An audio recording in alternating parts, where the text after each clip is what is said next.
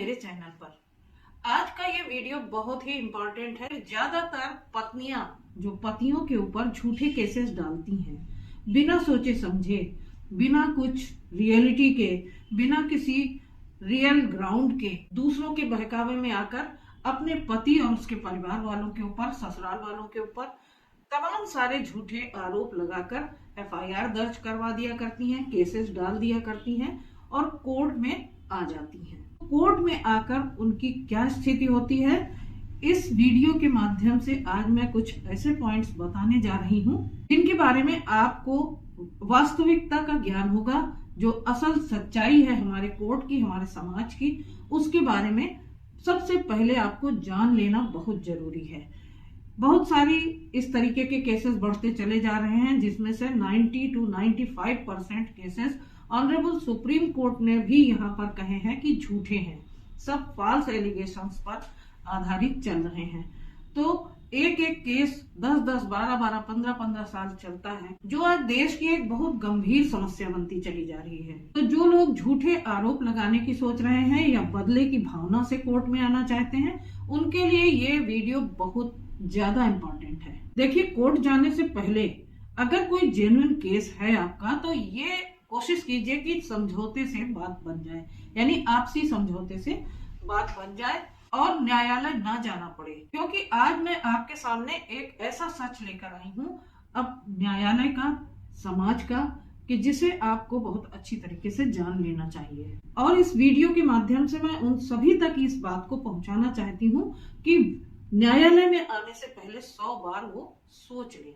देखिए, जब भी पारिवारिक कलह होती है, आपसी लड़ाई झगड़ा होता है परिवार में, तो उस चीज को लेकर, यानी कि पति पत्नी के जो निजी झगड़े हैं उनको लेकर आप जब न्यायालय में आते हैं, तो सबसे पहली बात तो ये होती है कि आपका जो निजी जीवन है, आपके जो निजी क्षण हैं, वो तक सार्वजनिक हो जाया करते हैं। आपके दिन ब दिन के जो छोटी छोटी बातें हैं, जो कि आपके नितांत प्राइवेट होनी चाहिए, वो पूरी न्यायालय में खड़े होकर आपको बोलनी पड़ती है।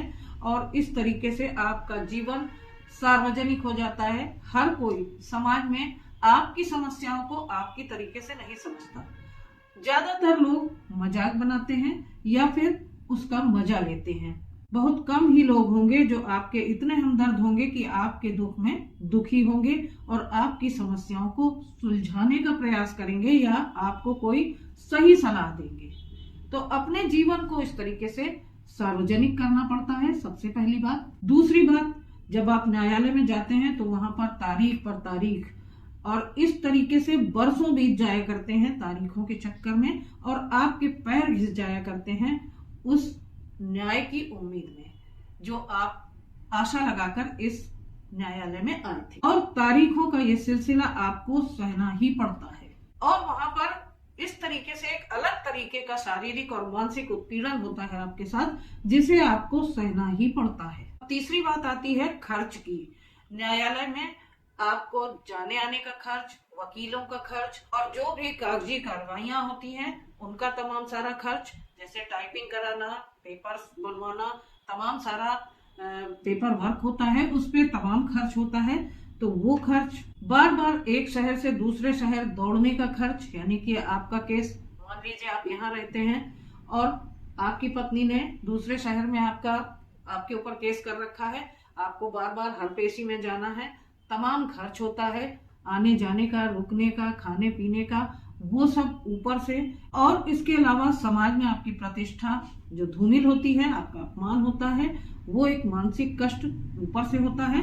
और सबसे बड़ी पीड़ा तो ये होती है कि सालों साल दौड़ने के बाद भी आपका भविष्य अनिश्चित होता है, यानी कि आप निरंतर इसी सोच में, टेंशन में रहते हैं कि फैसला मेरे पक्ष में आएगा भी या नहीं आएगा। और मान लीजिए कि फैसला आपके पक्ष में आ जाता है, तो दूसरी पार्टी अपील करेगी कि नहीं करेगी, और अगर अपील कर दी तो उसमें कितना समय लगेगा, उसमें और बड़े लेवल की भागदौड़ और ज्यादा खर्च। तो जिस दिन आपने कोर्ट में जाने का फैसला कर लिया, आपने कोर्ट में जाने के लिए कदम बढ़ा लिए, तो उसी दिन से मान लीजिए कि आप एक चक्रव्यूह में फंस चुके हैं। जी हाँ, ये है न्यायालय में जाने का सफर, जहां पर निरंतर तारीख पे तारीख, शारीरिक और मानसिक जो चोट आपको पहुंच रही है, आपका हैरासमेंट हो रहा है, गर्मी में सर्दी में आपको घंटों न्यायालय में प्रतीक्षा करनी पड़ती है अपने नंबर की, पानी है नहीं है, गर्मी है धूप है जाड़ा है, सब कुछ बर्दाश्त करना पड़ता है। ये जो हैरासमेंट है आपका न्याय पाने की उम्मीद में, और उसके ऊपर से जो इतना सारा खर्च हो रहा है, साथ ही अपने निजी जीवन को सरेआम नीलाम करना पड़ रहा है, वो सब बहुत बड़ी यातना के ही समान है। बहुत सारे लोग क्या करते हैं कि किसी के बहकावे में आकर बदला लेने के उद्देश्य से कोर्ट तो पहुंच जाते हैं। वो सोचते हैं कि अब हम इससे बदला लेंगे, हम इसे सबक सिखाएंगे, इसे जेल पहुंचाएंगे, इससे जुर्माना वसूलवाएंगे।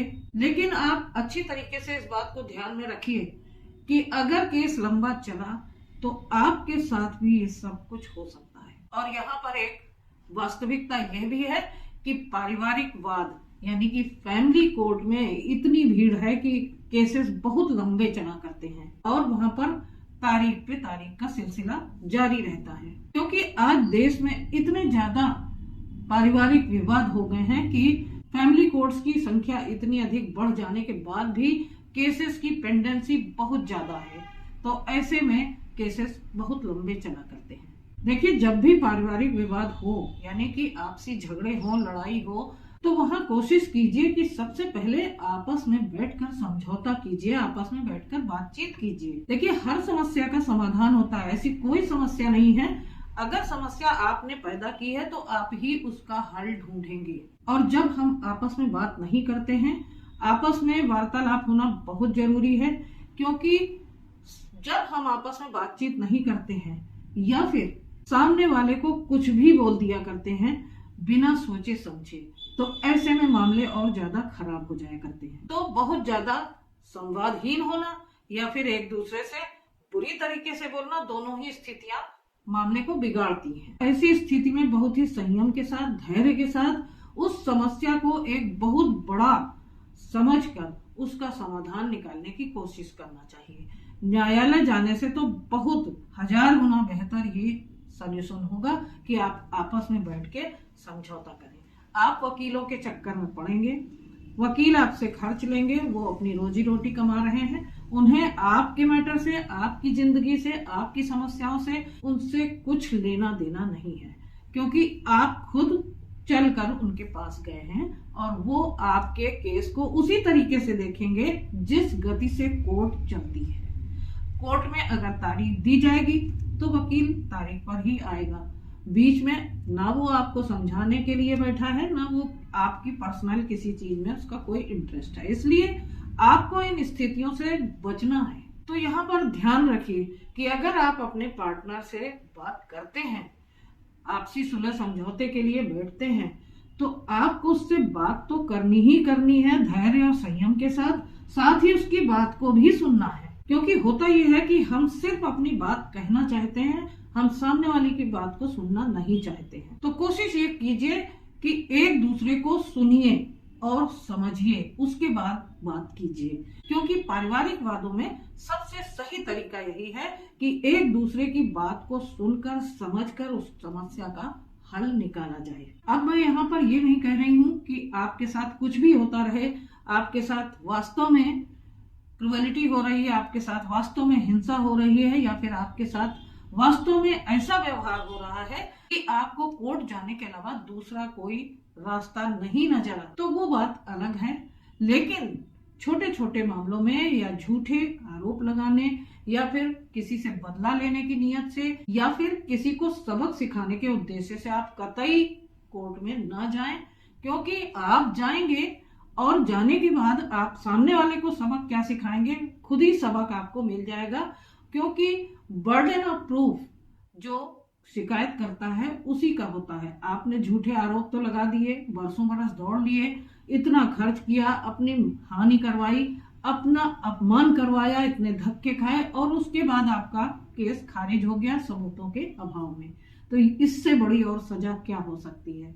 तो इन सब बातों को जानने के लिए ही मैंने आज इस वीडियो को बनाया है। आज के इस वीडियो का उद्देश्य यही है कि आप अच्छी तरीके से इस बात को जान लीजिए कि क्या वास्तव में आपके साथ दहेज उत्पीड़न हो रहा है, क्या आपके साथ वास्तव में घरेलू हिंसा हो रही है या फिर आपके साथ क्रूएलिटी हो रही है। यानी कि दहेज का केस, घरेलू हिंसा का केस, डोमेस्टिक वायलेंस का केस और 498 एक क्रूएलिटी का केस, मेंटेनेंस का केस को मैं यहाँ पर नहीं रख रही हूँ क्योंकि यही सारे ग्राउंड्स लेके आप मेंटेनेंस का केस भी करती हैं और वास्तव में पैसा वसूलना ही मेंटेनेंस के केस के द्वारा इन सारे झूठे आरोपों का मकसद होता है, जो वास्तविकता है। आए दिन कोर्ट में इस तरीके के मामले देखने को मिलते हैं। ढेर सारे आरोप लगा दो, ढेर सारे इस तरीके की चीजें फैला दो कि जिससे कोर्ट को आपके प्रति सहानुभूति और तुरंत के तुरंत आपको बड़े अमाउंट में एक मेंटेनेंस बंध जाए। आप आराम से झूठे आरोप लगाकर अपने घर में बैठे मेंटेनेंस लें, मौज करें, अपनी जिंदगी को आराम से गुजारें।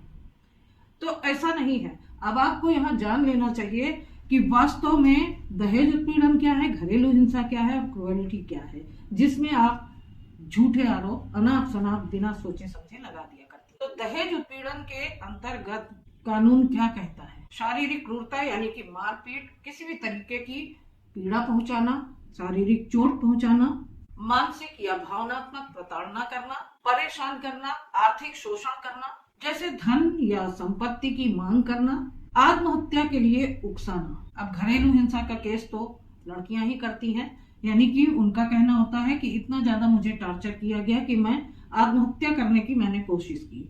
यानी अगर वास्तव में कोई पीड़ित महिला है जिसने आत्महत्या करने की कोशिश की है तो वहां पर ये कवर होता है। बाकी ये जो छोटे छोटे आरोप लगा दिए जाते हैं कि मुझसे रोज खाना बनवाया जाता है, मुझे सुबह जल्दी उठा दिया जाता है, मुझे ये करना पड़ता है, मुझे घर के वो काम करने पड़ते हैं, तो नहीं, ऐसा बिल्कुल भी नहीं है। ये घरेलू हिंसा के अंतर्गत कतई नहीं आते हैं। यहाँ आपको ये भी जानना जरूरी है कि दहेज उत्पीड़न के अंतर्गत घरेलू हिंसा भी शामिल है, जहाँ पर शारीरिक, मानसिक और आर्थिक हिंसा की जाती है महिला के साथ, वहाँ पर घरेलू हिंसा का मामला दर्ज कराया जाता है। और जैसा कि मैंने बताया कि मानसिक उत्पीड़न करना, दहेज की मांग करना, क्रूरता करना, पैसों या धन की मांग करना, ये सब दहेज उत्पीड़न के अंतर्गत आता है। तो यहाँ पर आप ये जान लीजिए कि घरेलू हिंसा दहेज उत्पीड़न का ही एक हिस्सा है और दहेज उत्पीड़न घरेलू हिंसा का ही एक हिस्सा है। अगर किसी महिला के साथ लगातार हिंसा हो रही है, उसे लगातार प्रताड़ना दी जा रही है, महिला के साथ बार बार दहेज की मांग की जा रही है, परेशान किया जा रहा है, प्रताड़ित किया जा रहा है शारीरिक रूप से, तो वहां पर महिला के द्वारा दहेज उत्पीड़न का केस दर्ज कराया जाता है। और ये सब चीजें वास्तव में हो रही हैं आपके साथ, आपके पास इनके सबूत हैं, आपके पास डॉक्यूमेंट्री प्रूफ्स हैं, आपके पास ऑडियो है, वीडियो है, चैट्स हैं, या कोई सीसीटीवी कैमरे का फुटेज है, या फिर इस तरीके की कोई भी वॉइस रिकॉर्डिंग है, तो आप एक जेन्युइन केस के साथ न्यायालय की शरण में जरूर जाइए अपने बचाव के लिए। अब हम जान लेते हैं कि 498A यानी क्रूएलिटी के दायरे में कानून में किन किन चीजों को माना गया है, माने क्या क्या वो चीजें हैं जो 498A के दायरे में आती हैं। 498A में शारीरिक और मानसिक उत्पीड़न, यानी आपको पीड़ा पहुंचाई जा रही है, चोट पहुंचाई जा रही है, मारा जा रहा, पीटा जा रहा है, और उसका आपके पास मेडिकल है, और इसके अलावा आपको खाने पीने को नहीं दिया जा रहा है, आपको भूखा रखा जा रहा है, आपको बंद करके रखा जा रहा है कहीं, आपको इस तरीके से सही ढंग से कपड़े, खाने, इन सब चीजों से वंचित किया जा रहा है, तो ये क्रूएलिटी के दायरे में आता है,